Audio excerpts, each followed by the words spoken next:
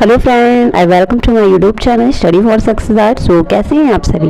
देखिए इस वीडियो में आज हम 47 जो आपका प्रैक्टिस सेट चल रहे हैं आज हम उनको सॉल्व करेंगे। अगर फ्रेंड आप चैनल पे न्यू हैं तो चैनल को सब्सक्राइब कीजिए और बेल आइकन को प्रेस कीजिए जिससे आने वाली लेटेस्ट वीडियो की नोटिफिकेशन आपको मिलती रहे और आप एक वीडियो मिस ना कर पाए। तो चलिए आज की क्लास हम स्टार्ट करते हैं, लेकिन स्टार्ट करने से पहले लास्ट में वीडियो मैंने आपसे पूछा था कि कला के तत्व कितने होते हैं।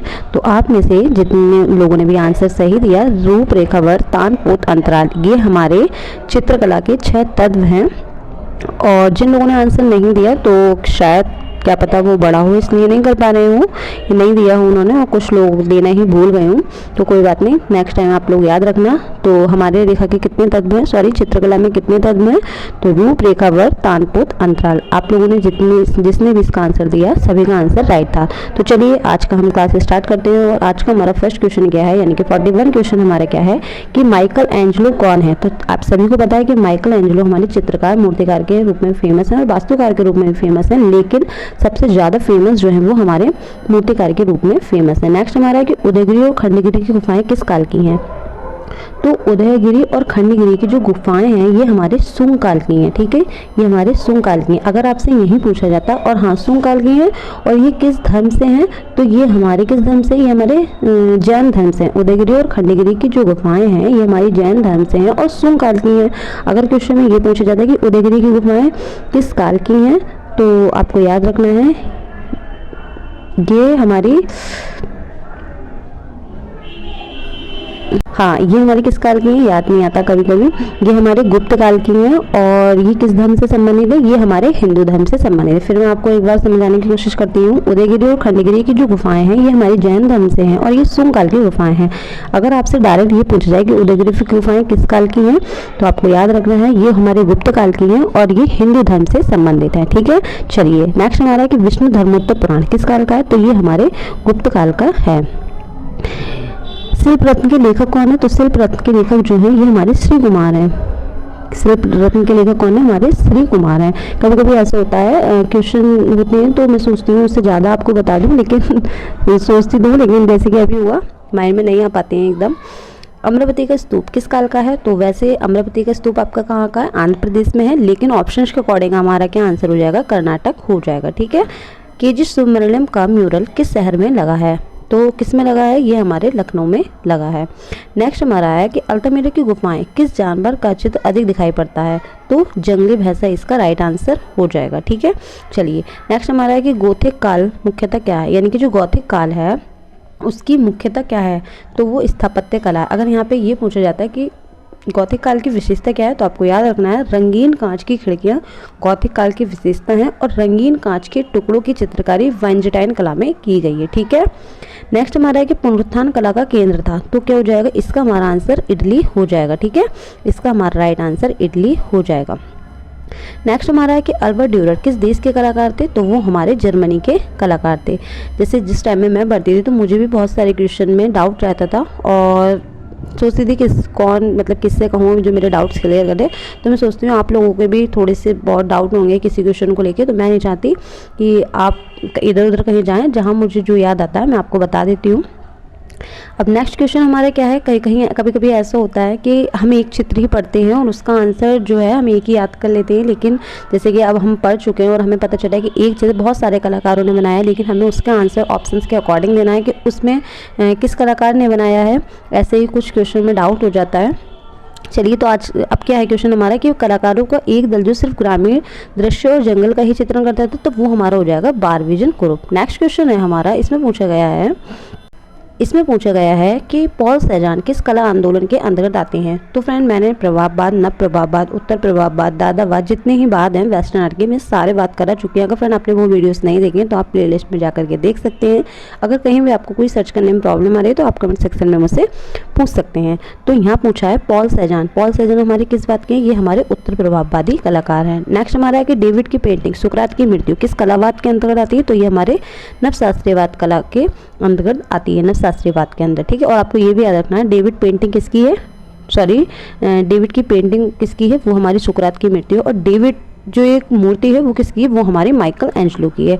आपको मिलेगा डेविड मिलेगा, दाविद मिले, तो दाविद जो है हमारे नवशास्त्रीयवाद के कलाकार हैं और दाविद या डेविड बात एक ही है।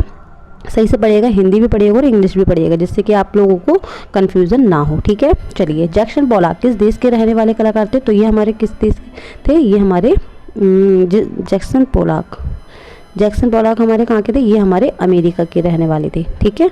चलिए, नेक्स्ट हमारा है थियोडोर जेरिकोल्ट, या ओनली जेरिको है यहाँ, तो आपको याद रखना है थियोडोर जेरिको या थियोडोर जेरिकोल्ट बातें की है। तो ये किस बात के हैं? तो ये हमारे रोमांसवाद के कलाकार हैं। नेक्स्ट हमारा है कि हिंदू कवि केसव की कृति जो कि रसिक प्रिया पर किस मुगल शासक ने चित्र बनवाए थे? तो आप सभी को पता है, इसका आंसर हमारा अकबर हो जाएगा। नेक्स्ट क्वेश्चन है हमारा कि निहाल चंद किस राजपूत शैली के चित्रकार थे? तो ये किसके थे? निहाल चंद हमारे किशनगढ़ शैली के कलाकार हैं। नेक्स्ट हमारा है कि चित्रकार बी.एन. आर्य का साबरी नामक चित्र, बी.एन. आर्य का, ये भी आपको याद रखना है कि साबरी जो चित्र है ये किसका है? बी.एन. आर्य का है। लेकिन यहाँ क्या पूछा है? सुरक्षित कहाँ है? तो आपको इलाहाबाद संग्रहालय याद रखना है। इलाहाबाद और विश्वविद्यालय में कंफ्यूज ना होइएगा, अच्छे से याद करिएगा, इलाहाबाद संग्रहालय हो जाएगा। नेक्स्ट क्वेश्चन हमारा कि भीमबेटका में प्राप्त होने वाले शैल चित्र अधिकतर कहाँ बने हुए हैं? तो आपको याद रखना है, इसका आंसर हमारा दीवार व छत हो जाएगा, यानी कि सी ऑप्शन हमारा राइट हो जाएगा। नेक्स्ट हमारा कि राजस्थान में माउंट आबू जो कि जैन मंदिर है, तो ये किस लिए जाना जाता है? तो ये दिलवाड़ा के मंदिर के रूप में जाना जाता है। नेक्स्ट क्वेश्चन है, इसमें पूछा है कि कालीघाट के चित्र किस चित्रकार की प्रेरणा बने? तो इसकी हमारा आंसर हो जाएगा यामिनी राय। नेक्स्ट हमारा है कि निम्नलिखित में से कौन चित्रकार नहीं है? तो हमारे ये भूपेन हजारिका, यानी कि डी वाला ऑप्शन हमारा करेक्ट हो जाएगा। रंग क्या है? इसमें पूछा है कि रंग क्या है? तो रंग हमारा प्रकाश का गुण है। नेक्स्ट हमारा है कि दजला फरात की नदियों के द्वाब में पनपी सभ्यता कौन सी है? वो हमारी मेसोपोटामिया की सभ्यता है। और नील नदी की जो नदियों में पनपी है वो हमारी मिस्र की सभ्यता है। नील नदी से आपको मिस्र याद रखना और दजला फरात से आपको मेसोपोटामिया याद रखना। आप इस तरीके से भी याद रखते हैं जैसे मैंने रखा, जैसे दजला और फरात, ये थोड़ा बड़ा है दजला और फरात, तो इसी तरीके से मेसोपोटामिया इसके अकॉर्डिंग सही है। ऐसे नील नदी और नील नदी के बीच में, यानी कि नील और नदी ये पास छोटी हैं, तो इसके अकॉर्डिंग इसका आंसर दो वर्ड का ही हो जाएगा, जैसे कि मिस। इस तरीके से आप याद रख सकते हैं। नेक्स्ट हमारा है कि उत्तर मध्य सांस्कृतिक केंद्र, तो इसका आंसर हमारा क्या हो जाएगा? प्रयागराज हो जाएगा। यहाँ आपको इलाहाबाद भी होता तो भी हो जाएगा। तो देखिए, हमारे जो भारत में कुल क्षेत्रीय सांस्कृतिक केंद्र हैं वो हमारे कितने हैं? 7 हैं। तो आज मैं आपको 7 के बारे में बताऊँगी। सबसे पहले आपको ये याद रखना है कि पूर्वी क्षेत्रीय सांस्कृतिक केंद्र शांति निकेतन कोलकाता में है, ठीक है। पूर्वी क्षेत्रीय सांस्कृतिक केंद्र जो है वो हमारा कोलकाता में है, और जो पश्चिमी क्षेत्रीय सांस्कृतिक केंद्र वो हमारा उदयपुर और राजस्थान में है, यानी कि ऑप्शन में आपको उदयपुर मिलेगा या राजस्थान मिलेगा, ठीक है। उत्तर क्षेत्रीय सांस्कृतिक केंद्र, यहाँ क्या पूछा है? उत्तर मध्य क्षेत्रीय सांस्कृतिक केंद्र जो वो हमारा इलाहाबाद उत्तर प्रदेश में है, ठीक है। उत्तर मध्य क्षेत्र पूछा है यहाँ, तो प्रयागराज हो जाएगा। और अगर ये होता उत्तरी क्षेत्रीय सांस्कृतिक वो हमारा पटियाला या पंजाब हो जाता, ठीक है। दक्षिणी क्षेत्रीय सांस्कृतिक तंजौर, यानी कि तंजौर या तमिलनाडु ऑप्शन में होगा। तो आपको कैसे याद रखना है? जैसे क्षेत्र थोड़ा सा लंबा हो जाएगा पूर्वी क्षेत्रीय, तो आपको याद रखना है कि आप ये पूर्व पश्चिम उत्तर दक्षिण, पहले इस तरीके से याद करिए, पूर्व पश्चिम उत्तर दक्षिण, और इसी लाइन से आपको शांति निकेतन, उदयपुर, पटियाला, तंजौर ये याद रखना है। फिर हम थोड़ी नीचे आएंगे, उसमें सब में मध्य लग गया, यानी कि उत्तर मध्य क्षेत्रीय सांस्कृतिक केंद्र वो हमारा इलाहाबाद में है, और उत्तर पूर्व क्षेत्रीय सांस्कृतिक केंद्र वो हमारा दीमापुर नागालैंड में है, और दक्षिण केंद्रीय क्षेत्रीय सांस्कृतिक वो हमारा नागपुर महाराष्ट्र में है, ठीक है। चलिए, अब हम देखते हैं नृत्यांगना सुधा चंद्रन की जो फ्रेम है वो कौन सी है? वो हमारी नाचे मयूरी है। अगर फ्रेंड आपको किसी भी क्वेश्चन में डाउट हो तो आप कमेंट सेक्शन में मुझसे पूछ सकते हैं, या फिर आपको कोई चीज़ समझ नहीं आ रही हो तो वो आप मुझे बता सकते हैं। कोशिश रहेगी कि नेक्स्ट वीडियो में आपको प्रॉब्लम ना हो और मैं आपकी इस वीडियो की प्रॉब्लम नेक्स्ट वीडियो में सॉल्व कर दूं। नेक्स्ट हमारा है कि प्रति 3 वर्ष में होने वाले अंतर्राष्ट्रीय चित्रकला प्रदर्शनी कौन सी है? तो वो हमारी त्रिनाली हो जाएगी। नेक्स्ट हमारा है कि वॉस तकनीक की रेखाएं भारतीय कला से प्रेरित हैं, लेकिन तकनीक क्या है? तो इसका आंसर भी मोस्टली आता है, ये हमारी चीनी जापानी हो जाएगी। देखिए, कुछ ये बैक करके पेपर थे मेरे पास, मतलब ये सारे क्वेश्चन जो हैं ये सब आए हुए हैं, और इसके बाद जैसे ये कंप्लीट होती है उसके बाद मैं आपको 21-22 में जो क्वेश्चन पूछे गए हैं एग्जाम में उसकी लेके आऊँगी। राकेश गोस्वामी की बुक है, वो जल्दी से मैं सीरीज उसको स्टार्ट करूँगी, पहले ये कंप्लीट हो जाए, ठीक है। तो आप चैनल पे बने रहिएगा। नेक्स्ट हमारा है कि मुगल चित्रकला शैली का स्वर्ण युग, क्या पूछा है यहाँ? मुगल चित्रकला का।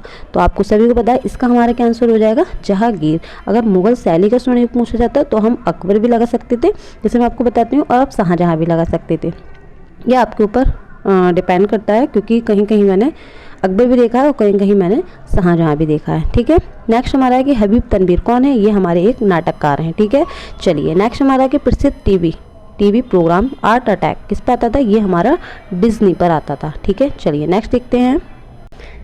इसमें पूछा है कामसूत्र के रचयिता कौन है? तो वात्स्यायन हमारे कामसूत्र के रचयिता हैं। नेक्स्ट हमारा है कि तेल विद्या में कार्य करने वाले प्रथम भारतीय चित्रकार कौन है? तो ये हमारे राजा रवि वर्मा हो जाएंगे। इस वीडियो में फ्रेंड हम 40 क्वेश्चन सॉल्व करेंगे और आप मुझे लास्ट में बताइएगा इन 40 क्वेश्चन में से आपके कितने आंसर राइट हुए। नेक्स्ट हमारा है कि नील नदी की घाटी में पनपी सभ्यता कौन सी है? तो वो हमारे मिस्र की सभ्यता है। इसको मैं अच्छे से एक्सप्लेन कर चुकी थी लास्ट क्वेश्चन में। नेक्स्ट हमारा है कि दक्षिण भारत का कौन सा केंद्र प्रागैतिहासिक चित्रों के लिए मशहूर है? वो हमारा बेलारी हो जाएगा। अभिज्ञान शकुंतलम के रचयिता कौन है? वो हमारे कालिदास हैं। मैंने ग्रंथ और शिक्षा से एक वीडियो बना रखी है, फ्रेंड आप चैनल पर जाकर के देख सकते हैं। बंगाल शैली के पुनरुत्थान यानी कि प्रवर्तक किसे कहते हैं या किसे मानते हैं? तो अविनाश टैगोर को माने जाते हैं। अविनाश टैगोर के ऊपर भी मैंने 2 वीडियो बनाई हैं, अगर फ्रेंड आपने वो नहीं देखी है तो आप जाकर के देखिए। सारे क्वेश्चन मोस्ट इंपोर्टेंट हैं आपके लिए और सारे क्वेश्चन वहाँ से पूछे जाते हैं अक्सर। नेक्स्ट हमारा है कि पौराणिक रूप से प्रथम चित्रकार कौन है? तो वो हमारे ब्रह्मा जी हो जाएंगे। नेक्स्ट हमारा है कि मोनालिसा संग्रहित है, कहाँ संग्रहित है ये? तो लूव्र संग्रहालय पेरिस में सुरक्षित है ये। लास्ट सपर के निर्माता कौन है? इसका आंसर सभी को मुझे कमेंट सेक्शन में देना है। ठीक है, और इससे आगे के जो क्वेश्चन हैं वो हम नेक्स्ट वीडियो में सॉल्व करेंगे। तो ये आपका होमवर्क है, इसका आंसर मुझे सभी को कमेंट बॉक्स में देना है। अगर फ्रेंड आपको कहीं से भी ये वीडियो अच्छी लगे या आपको लगे कि इस वीडियो से आप सीखें या बहुत सारे क्वेश्चन में आपको डाउट और इस वीडियो से आपको क्लियर हुए हों, तो इस वीडियो को लाइक कीजिए और अपने फ्रेंड के साथ शेयर कीजिए। चलिए मिलते हैं नेक्स्ट वीडियो में, तब तक के लिए जय हिंद जय भारत।